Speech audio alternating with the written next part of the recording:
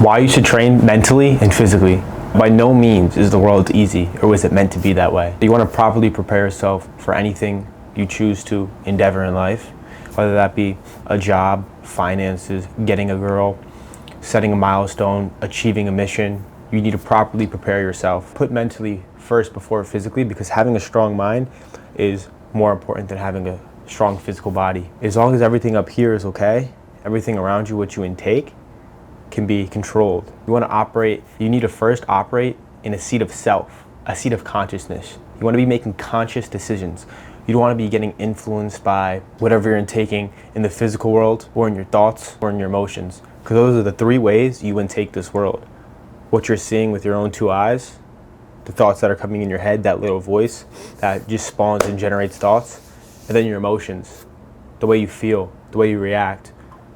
Those two are intangible. You can't control them. With the third, what you're intaking, being relative to whatever you're experiencing in that moment, can kind of be controlled, but your thoughts and emotions are key. Those are two things that you have that are stuck with you that you need to learn to control to make you mentally stronger. Once you master your emotions and your thoughts, you will begin to start making decisions and perceiving the world in the seat of self, making conscious decisions, because you're conscious. You're conscious of everything around you. Now, in a way, don't try to hold back and manipulate yourself from feeling certain emotions or thoughts, because those are clear indicators of what's going on.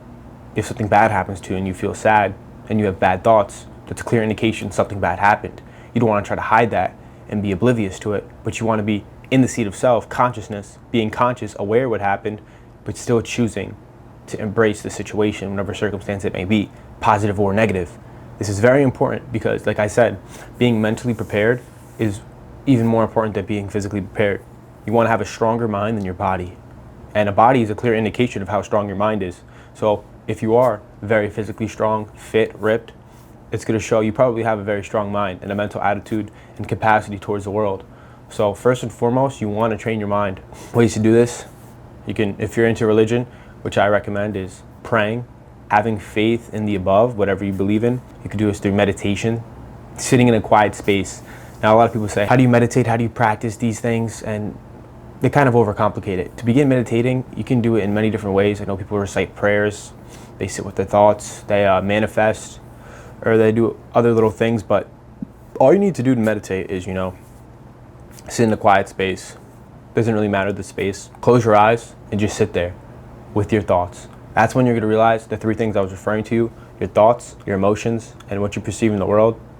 They kind of do make sense because you're going to really see them in action. Because number one, what you perceive in the world, your eyes are closed. That's no longer going to be a thing. Your emotions, you're not really going to feel anything aside from what you just felt prior to sitting down until you get into the meditation, 5-10 minutes in. Then when you're more into a mode, or however you feel, depending on your thoughts, that's when the thoughts are really to come first and foremost. You'll see you have these thoughts, the voice in your head that you really can't control. And it's up to you to be mentally prepared to sit there with them. That's why a lot of people can't meditate, because it becomes uncomfortable. They have to deal with reality, they have to deal with thoughts. As long as you sit there and persevere through whatever thought you have with the goal and intention of thinking of nothing. It's like Bruce Lee said, flow. If water goes in the cup, become the cup. Flow like water. That's how you want your thoughts to become. You want them to come, you can't really stop anything about that, but you want to just think and ultimately hold a thought of nothing. Be in the seat of self and let the thoughts come. Let them fill up your mind, but don't hold any personal attachment to these thoughts. Just let them come and control yourself. You can do breathing techniques. You can do a 1-2-3 breath and, count your breaths, which will be very hard if you try to count your breaths while you're meditating. And then do this over a period of time, once or twice a day, 5 to 15 minutes. And over a couple weeks period, you're going to see that yourself is growing. You're going to be mentally stronger, because when you first started meditating, it was going to be a lot harder to, sit in the seat of self and control your thoughts and think of nothingness. Then within 2 to 3 weeks of you doing this with a repetition, you'll see it becomes easier, and you can control your thoughts. You can control what you want to think of, and you control thinking of nothing. A lot of people like to meditate by manifesting, visualization. Now, you could do that if you want, but the ultimate goal of meditation is controlling your thoughts. Another way to mentally prepare yourself and become stronger is don't set goals in your mind that you make the day prior or that same day that you're not going to accomplish, because that's going to ultimately deteriorate your mental attitude and you don't want to do that. You don't want to say, oh, I'm going to not eat this food, or I'm not going to do this action, and then you do it. That's just setting yourself up for failure. You want to set yourself up for success mentally. So you don't want to make any uncommitted goals or false commitments. Number 3, stay away from drugs, sexual leisures, and alcohol. All of these things are meant to mess with your mind. They're going to have some sort of control over you, whether it be drugs. It's going to have a quick dopamine that's implemented in your brain and your mind that's going to make you want to keep going and rushing for that urge to, use or misuse or use in a whatever manner you want, however many times a week. It's still ultimately on your conscious, and it's going to be lying on your conscious, and it's going to make you mentally weaker because you're reliant on it. Whether it be a sexual leisure, that's just building temptation and lust, something you don't need that also has compromisation over your mind.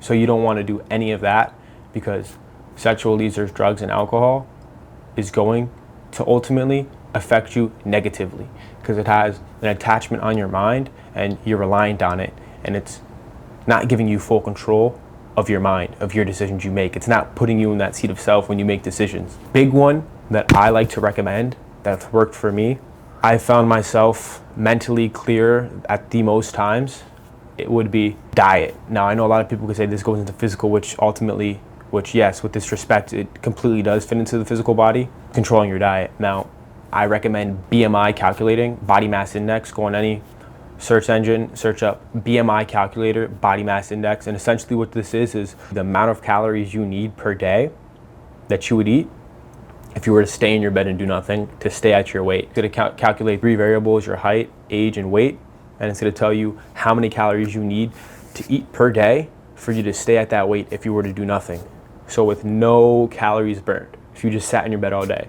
So if you're 24 years old, this is just a guess, it's rough, it's probably not accurate at all. I'm just giving you an example. If you're 24 years old, you're overweight, you're 220 pounds, your number might be 3,200. So if you sat in your bed all day, you would stay at 220 pounds overweight if you ate 3,200 calories per day. So now if you eat 2,900, that's a 300 calorie deficit minus any physical, calories being burned that day. You're gonna be in a calorie deficit of 300 over a period of time. You will lose weight and you become fit. Now, vice versa, if you're skinny, if you're 140, 18, and your number is 1,200, if you eat 1,400, you're at a 200 calorie surplus. So you're on a bulk, you're gonna be gaining weight. Now, I recommend BMI for everyone. This way I could show you and you can understand the amount of calories you need for whatever specific variables you have, your age, height, and weight. Obviously, look in the mirror, clear indication if you're overweight or underweight, or if you're just about right.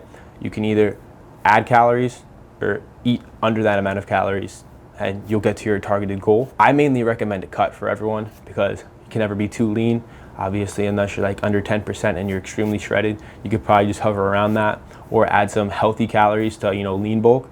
But when you restrain and restrict your calories and you're eating at a deficit and you have a BMI, which is setting you up for a calorie deficit, your mind just becomes clear, because food really is only meant for energy, to give your body energy. And when you're eating healthy foods and you're in a calorie deficit, your mind becomes very clear because you have the control over that temptation of food. Something as simple as food, you're controlling. And that's a very big aspect of everybody's life.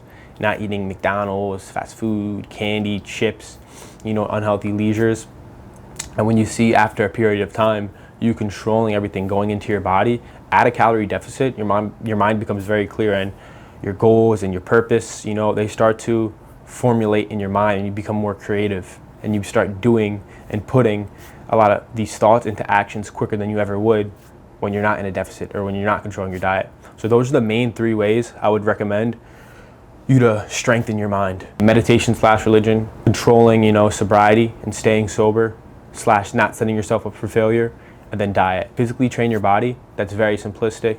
Just go to the gym every day and train, whether that be at the gym or in your house. Do some sort of physical training and keep it repetitive, keep it a routine. You can progressive overload, do more heavy weights, do more reps, whatever your goal may be, strength, hypertrophy, or just bodybuilding. You want to keep it a set routine, and you want to do this every single day. This way you can build up, just like mentally, a physical routine that's going to set your body up for success, and it's going to make you become stronger, leaner, or bigger, or all 3. Whatever your routine may be, you want to stick to it. You don't need to have just one. I recommend gym, some form of cardio where you're actually burning and losing calories, This way it keeps you active, gets the blood flowing, helps your heart. This can be running, jogging, cardio machine, bike, incline, Stairmaster, walking in your neighborhood. You want to really leverage all the resources you have, whether you have a gym membership or you have a big neighborhood or you just have any area to walk. You know, anyone can really do this. Or if you don't have a gym membership, you can do calisthenics, push-ups, sit-ups, add weight, add repetitions, add sets. This is very subjective to whoever you are. Unlike, you know, diet. Diet's kind of simplistic, as you can see really where you're at with the BMI calculator, body mass index. These are the things that is going to prepare you for the world and help you find not only your value, your purpose, which is ultimately going to give you clarity and alignment. Training yourself mentally and physically will prepare you with the utmost, you know, tools and arsenal you'll need to control what you're seeing in the physical world, your emotions and your thoughts. And then you'll be operating a seat of self. Let me know what type of videos you guys want to see next. That was kind of the end of this video. I just want to, you know, share what I've thought, what I've used, my views and perspectives. Just drop a comment down below, like and subscribe. Prepare yourself mentally and physically and train mentally and physically, because that's ultimately going to give you control over yourself and decisions you make in this world. Shop sobriety rules.